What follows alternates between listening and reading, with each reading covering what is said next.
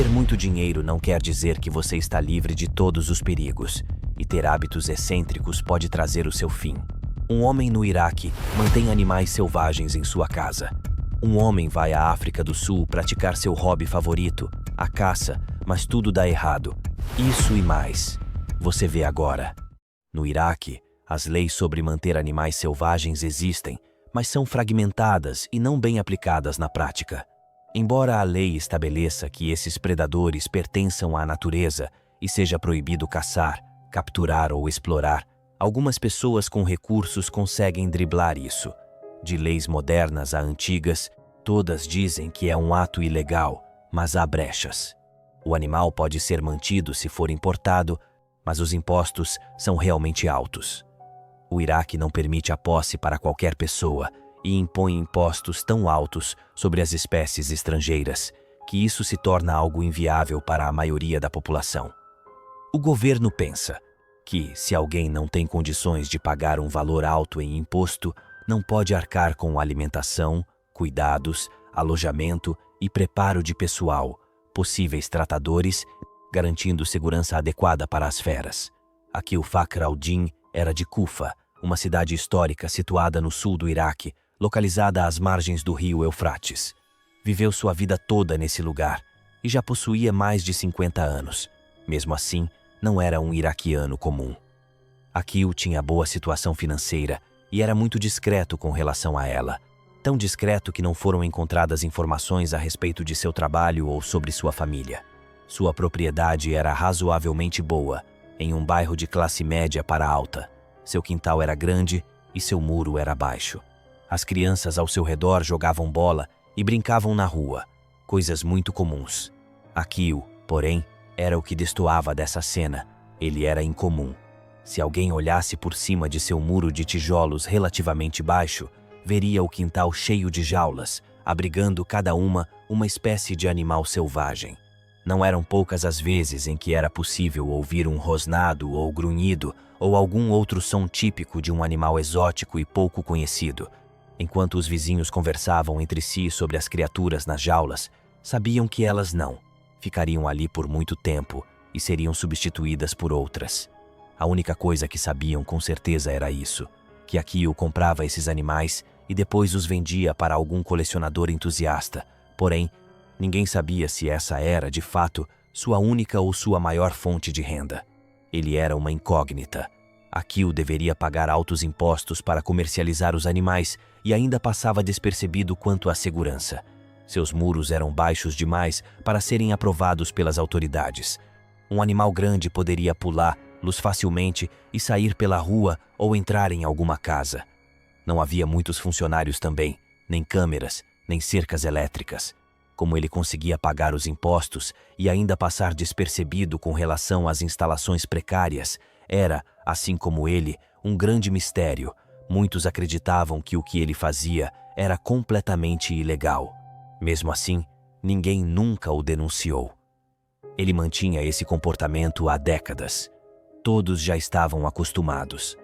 Talvez a própria polícia soubesse dos negócios de Akil, mas simplesmente não se preocupou em fazer algo a respeito. Não dá para saber como ele conseguiu fazer isso por tanto tempo, ignorando completamente as medidas de segurança, sem ser supervisionado por nenhum órgão responsável. Contudo, o mais impressionante era que, em todos esses anos, nenhum acidente tinha ocorrido, mas isso estava prestes a mudar. Em maio de 2025, Akil comprou um leão africano jovem. A fera já estava começando a desenvolver a juba. O leão teria por volta de 2 ou, no máximo, 3 anos. A criatura estava em uma jaula no quintal, sendo cuidada por funcionários e pelo próprio Akil. Às vezes, ele mesmo trazia água e comida. Akil sabia como cuidar de um leão. Já tinha feito isso várias vezes, além de tigres e outros grandes felinos. Ele não tinha medo. Dentro da jaula, o animal andava de um lado para o outro em um espaço limitado. Akil carregava um bastão de metal que usava para bater nos animais e fazer-los entender que era ele quem estava no comando e que devia ser obedecido. Num contexto de prisão e dependência de água e alimento, os animais ainda jovens percebiam a autoridade de Akil e o obedeciam. Dessa forma, Os predadores eram tirados das jaulas e soltos no quintal para serem treinados. Eles se acostumavam com a presença de humanos e a usarem coleiras. Incrivelmente, era um método que funcionava bem. Depois de um tempo com o jovem leão preso na jaula, Akio decidiu que era hora de começar seu treinamento. Era um dia quente e Akio alimentou seu leão para deixá-lo mais calmo. Um vizinho olhou pela janela e assistiu o homem lidando com a fera, uma cena inusitada para a grande maioria das pessoas. Seus vizinhos já haviam visto esse procedimento muitas vezes antes. Akio segurava seu bastão enquanto o felino andava pelo quintal, mas as coisas mudaram muito rápido.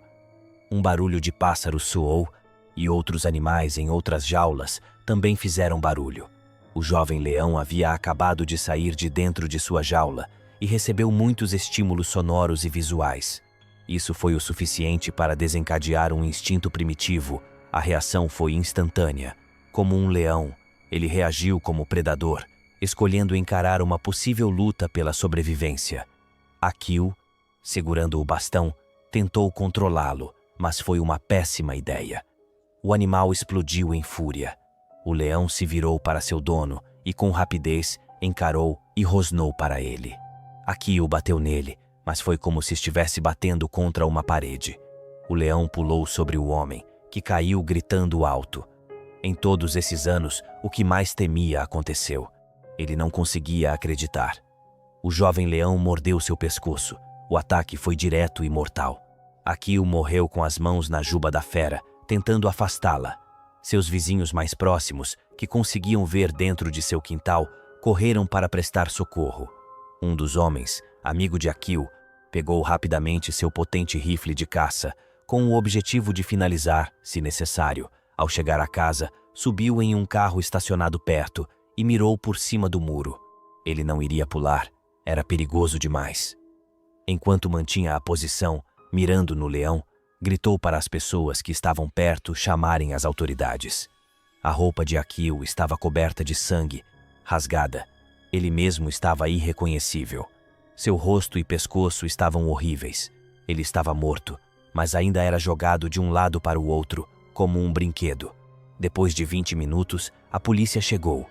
Eles haviam sido chamados porque um leão estava solto em um quintal. Isso era totalmente incomum. As pessoas foram mandadas de volta para casa, onde se trancaram. A rua foi fechada e mais policiais apareceram.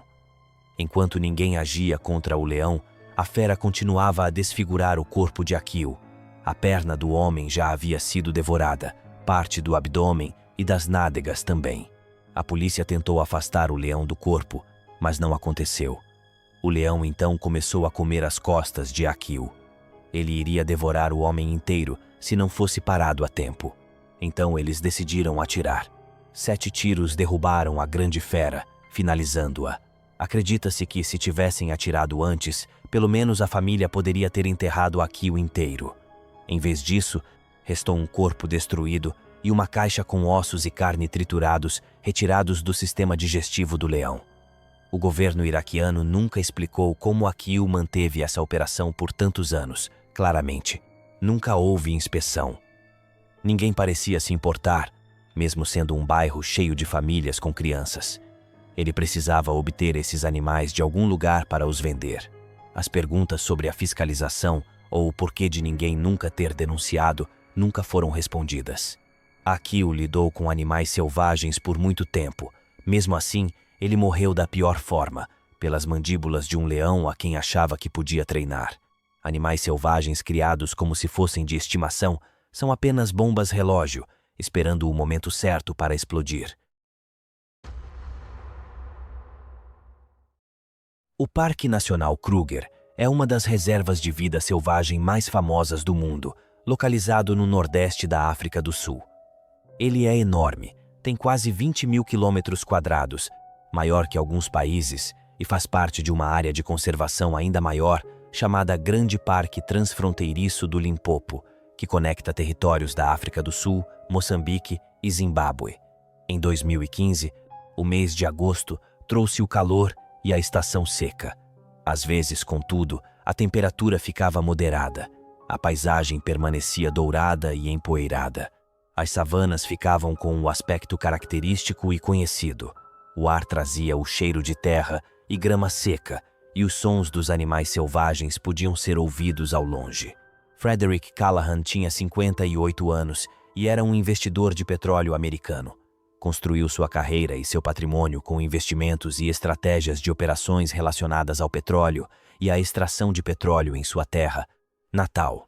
Com tudo o que possuía, podia fazer e comprar muitas coisas. Sua vida era boa e contava com uma riqueza com a qual a maioria só pode sonhar. Ele foi para a África em 2012, onde começou também a fazer negócios. Viajava constantemente para o nordeste da África do Sul. Contudo, o que mais gostava eram as atividades de caça. Richard era um caçador e nos Estados Unidos costumava caçar alces. Ele sabia como manusear um rifle com precisão e a ideia de caçar animais africanos não era nada ruim.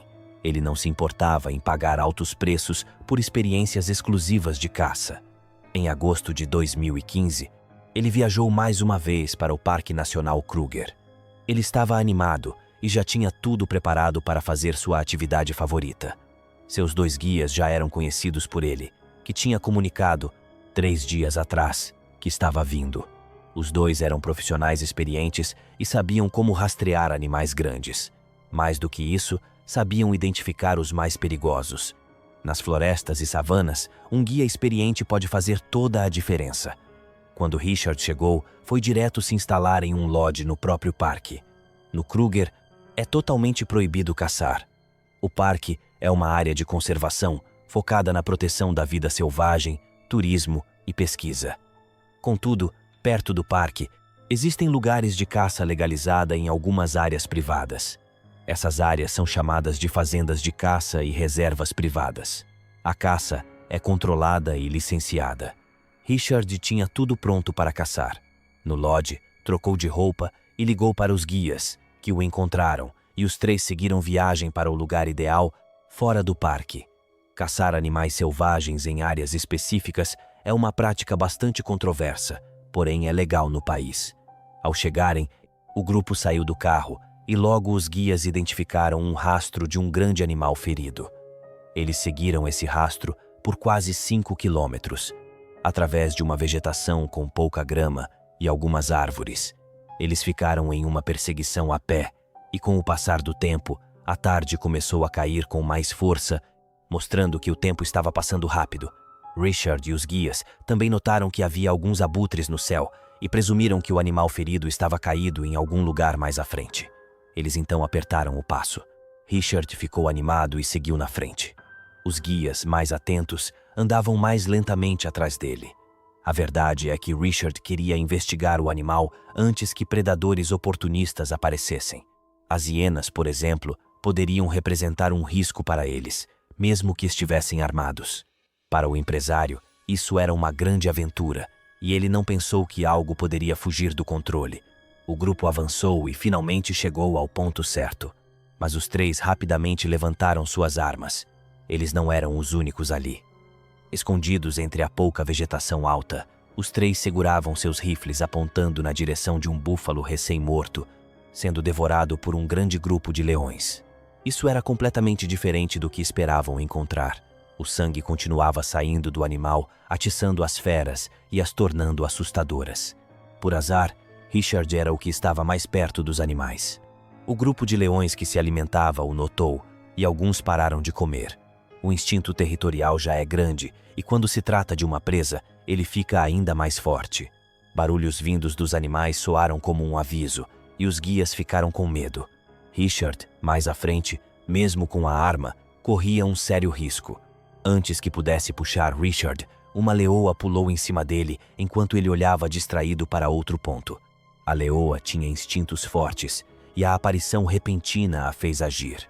Mesmo que o homem fosse alto, ou seja, grande, isso não faria diferença, já que leões derrubam presas muito maiores. Primeiro, as mandíbulas da fera tentaram se fechar no pescoço do homem, que gritou. As garras retráteis de até 4 centímetros arranhavam sua pele. A leoa o atingiu com força devastadora. Ela o derrubou violentamente no chão, onde continuou o ataque. Antes que os guias pudessem mirar na criatura que rolava no chão, Ela fechou sua boca novamente no pescoço de Richard. Um dos guias então disparou um tiro no chão para espantá-la, mas ela tinha fincado seus dentes no homem. Mais um tiro, mas ela não parou. Quando leões defendem uma caça recente, se tornam muito agressivos e se virem qualquer concorrência por uma refeição conquistada com esforço, não vão parar de atacar até que seja eliminada. Não existe hesitação. Os guias tinham medo de atirar diretamente na leoa e acabarem atingindo o homem, mas o que eles não sabiam era que Richard já estava morto. A leoa o sacudia violentamente, seus poderosos músculos lacerando a pele e o corpo mole. Os guias não desistiram e continuaram atirando no chão ao lado dela, mas nunca nela. Depois de alguns minutos, a leoa percebeu que a ameaça estava neutralizada e os barulhos de tiros finalmente a espantaram, junto com os outros leões que finalmente foram embora, correndo para longe. Richard estava imóvel e ensanguentado no chão, completamente irreconhecível. Seu corpo sofreu traumas massivos.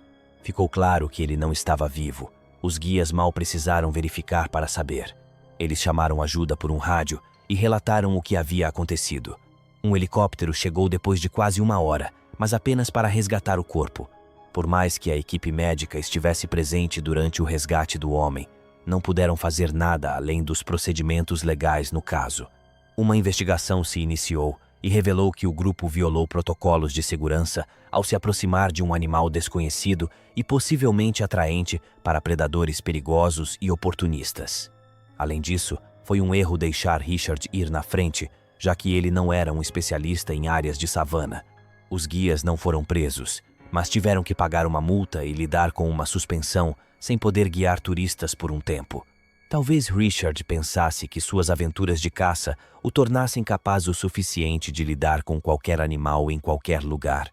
Porém, leões não são alces, são máquinas feitas para matar. No fim, ele acabou sendo a caça. O Parque Nacional do Serengeti é uma das áreas de vida selvagem mais icônicas do planeta, localizado no norte da Tanzânia, fazendo fronteira com o Masai Mara, no Quênia. É famoso principalmente pela grande migração, um dos espetáculos naturais mais impressionantes do mundo. Todos os anos, milhões de gnus, acompanhados por zebras e gazelas, percorrem centenas de quilômetros em busca de água e pasto, enfrentando predadores e rios perigosos no caminho. Em 2016, o dia amanheceu típico no Serengeti, o ar fresco e limpo, temperatura amena e um céu azul e limpo. A estação seca desse mês de julho havia trazido uma paisagem ensolarada. Era o tipo de dia perfeito para fazer uma atividade muito popular em vários países da África. Um passeio de jipe para ver os animais e as paisagens, um safari. Eleanor Ashford era da Inglaterra. Ela conseguiu acumular um grande patrimônio por meio de aquisições de imóveis no Reino Unido como investidora imobiliária. Mesmo com 35 anos, já possuía em seus registros propriedades comerciais em locais privilegiados, gerando renda passiva. Sua renda lhe dava a oportunidade de ter uma boa vida e fazer viagens ao redor do mundo. A ideia de fazer um safari para ela não era nova. Ela já tinha essa vontade há certo tempo, e por que então não correr atrás disso agora? Ela era solteira e não tinha filhos, era completamente independente e podia fazer o que quisesse. Ao pesquisar as opções, encontrou o Parque Nacional do Serengeti. Era um passeio que custava um pouco mais de $12.000 por pessoa, algo bem caro, mas exclusivo. Eleanor pensou que deveria ser uma experiência única e não hesitou em pagar. Além do safari, também havia acomodações incluídas, todas luxuosas, com paisagens lindas perto da natureza. Em julho do mesmo ano, ela chegou ao Aeroporto Internacional do Kilimanjaro, principal aeroporto para safaris no norte da Tanzânia. Lá, um guia a esperava, e eles fizeram um trajeto de 45 quilômetros até Arusha, um ponto de base para safaris. De lá, pegaram um pequeno voo de 1 hora direto para pistas dentro do Serengeti. Ela chegou cansada e logo se acomodou em seu lodge. No dia seguinte, juntou-se a um pequeno grupo turístico. Em um carro específico para safaris, ela e o grupo seguiram em um pequeno tour, passando por elefantes, girafas, antílopes e outros animais típicos. Às vezes, o veículo parava um pouco mais perto para as pessoas poderem tirar fotos ou selfies. Mas havia regras. Nunca chegar perto demais dos animais, pequenos ou grandes. Ashford, assim como outros ali, sentiu-se um pouco frustrada por ter que manter uma distância tão grande de animais aparentemente pacíficos. Turistas disseram depois que a mulher ficava frustrada por não conseguir uma foto mais de perto de alguns animais. O dia 10 de julho amanheceu como todos os outros dias normais do Serengeti. Clima ameno, seco e ensolarado. O tipo de dia que faz qualquer um querer sair e explorar. Estar num parque nacional cheio de coisas novas deixava tudo ainda mais intenso, e nesse dia, Eleanor levantou pronta para fazer alguma atividade. Não demorou para encontrar mais um grupo para um passeio de jipe e se juntou a eles. Ela tinha feito amizade com algumas pessoas, mas no geral, conseguia manter uma conversa agradável com qualquer um. Estar ali sozinha não era nada demais para ela, e essa não era a primeira viagem que fazia sozinha. Tinha um espírito independente e livre, gostava de viajar. Assim que os funcionários entraram, o trajeto se iniciou. Durante o percurso, alguns animais foram avistados. Logo, um grupo de leões apareceu no horizonte, chamando a atenção. Eles descansavam em uma grama baixa perto de um lago. 2 leões adultos e várias leoas e filhotes estavam deitados. O guia disse que todos deveriam ficar dentro do carro e não fazer barulhos altos. Isso podia deixar os animais incomodados ou fazê-los se sentirem ameaçados. Os presentes aproveitaram para tirar fotos. Ficaram por volta de 20 minutos ali. Olhando daquela distância, as feras pareciam pacíficas e tranquilas. Os leões ficam deitados a maior parte do tempo para economizar energia, já que caçam com explosões rápidas. Também descansam por causa do calor, da digestão após grandes refeições e porque são mais ativos à noite. Contudo, essa calmaria pode fazer um espectador desinformado pensar que o ambiente está seguro. Enquanto o guia se distraía conversando, Ashford saiu discretamente do veículo. Ela queria apenas um pouco mais de proximidade com os animais. Nada demais. Algumas pessoas no carro viram o que ela estava tentando fazer, mas Ashford foi mais rápida e se distanciou antes que o guia fosse avisado. Mantendo os olhos nos leões à distância, enquanto se afastava a alguns metros das pessoas, já sacou o celular para uma selfie. O grupo de leões estava atrás dela, e agora ela estava mais perto deles do que do veículo. O guia gritou para ela voltar devagar, mas ela já estava perto demais do seu objetivo para desistir. Sem que ela percebesse, havia um jovem leão escondido perto dela. No momento em que ela parou para se ajeitar para a foto, os instintos do animal foram ativados para uma caçada. Ela estava de costas, uma posição perfeita para uma emboscada. Leões são programados biologicamente para reagir ao movimento, especialmente quando um animal se separa de um grupo. Um indivíduo que se afasta do bando quase sempre está vulnerável, ferido, doente ou desorientado. Para um leão, essa separação é um sinal refinado ao longo de milhões de anos de evolução. O leão se levantou silenciosamente de sua posição escondida e começou a se aproximar dela por trás, com o corpo rente ao chão. Quando o guia percebeu o que estava acontecendo, o leão já havia percorrido mais da metade da distância. Seus gritos de alerta soaram mais desesperados, e Ashford se virou, olhando direto para o predador que se aproximava. Leões geralmente caçam, se aproximando furtivamente antes de lançar um ataque final explosivo. Eles podem acelerar do repouso a cerca de 56 km/h em poucos segundos, cobrindo curtas distâncias mais rápido do que qualquer ser humano consegue reagir. Sua estratégia depende do elemento surpresa e de força física esmagadora. O jovem macho percorreu os últimos metros em menos de 3 segundos. Ashford tentou correr de volta para o veículo, mas o predador já estava sobre ela antes que conseguisse dar 2 passos. As patas dianteiras atingiram suas costas com força tremenda, arremessando-a de rosto contra o chão. O guia e o motorista engataram o veículo e avançaram em direção ao leão, buzinando sem parar, enquanto outros turistas gritavam e batiam nas laterais do carro. O barulho e a confusão fizeram o leão hesitar por um momento, mas ele manteve sua posição sobre o corpo. O guia continuou dirigindo diretamente em direção ao animal, diminuindo a distância enquanto gritava pela janela aberta. A combinação do veículo se aproximando e do barulho constante finalmente ativou o instinto de recuo do leão. O predador soltou Ashford e voltou para o grupo. O guia e mais homens a puxaram de volta para dentro do veículo. Ela sofreu ferimentos graves nas costas, ombros e pescoço, causados pelas garras e pela mordida inicial do leão. O guia imediatamente pediu evacuação médica de emergência pelo rádio, enquanto pressionava os ferimentos mais graves. Um helicóptero médico chegou em cerca de 35 minutos, pousando em uma área próxima. Ashford ainda estava consciente, mas entrando em choque devido à perda de sangue e ao trauma. Os médicos a estabilizaram durante o voo até o centro de trauma mais próximo. Apesar de extensas intervenções cirúrgicas, Ashford morreu cerca de 6 horas após o ataque. A perda extrema de sangue e os danos a estruturas vitais foram severos demais para serem superados.